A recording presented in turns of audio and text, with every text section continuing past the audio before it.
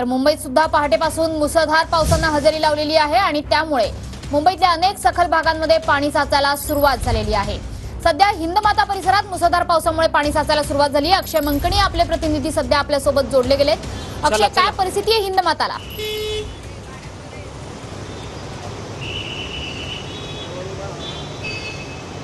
मनश्री, सध्या हिंदमाता या परिसरात संपूर्ण पाणी साचण्यास जी आहे ती सुरुवात झालेली आहे। मुंबईमधला सखल भाग म्हणून हिंदमाता हा परिसर ओळखला जातो।